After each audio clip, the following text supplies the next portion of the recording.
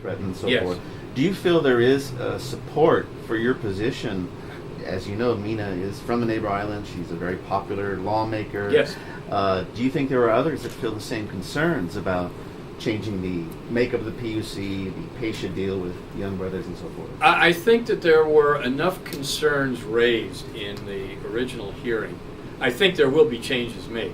And that's not necessarily a bad thing. As I say, I do support the idea of public hearings. Whether you're talking about barge service or you're talking about sewer rate increases or electric rate increases, I think that there probably needs to be more input. And as far as neighbor island distribution, well, I'm not sure about going from the 3-member panel up to 5 is going to help us. It takes them long enough to make their decisions right now.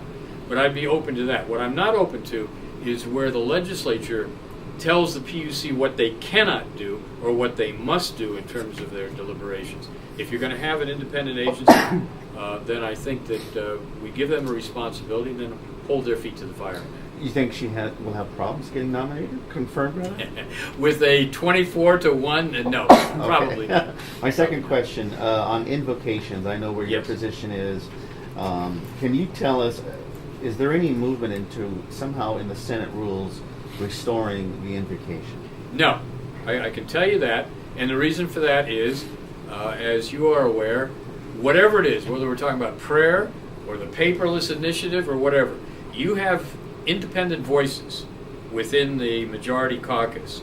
But when all is said and done and they come out on that Senate floor, they're in lockstep. And so I know Senator Espero and I, we try to have our daily prayers. We try to get them in one way or the other. But I think it's very cowardly of the Senate. We have legislation on our side.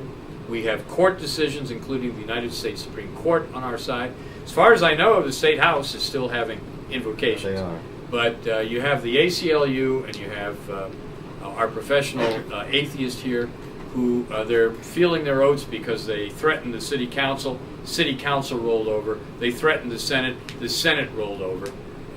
And I think it's really a terrible thing. And we're, in terms of the emails, phone calls, faxes we get, the public is outraged about this. And I got to tell you that if there was any time that we need divine guidance, it's now. But you don't, I mean, I know Senator Espero's trying, he's Yes. talked about it. You're thinking nothing's going to happen. As far as the rules, no, because the rules have been adopted, and that was the majority caucus that adopted those rules. Okay. So, Okay. yeah. My last question for Sure. you, the GET, there's always some rumbling that Yeah.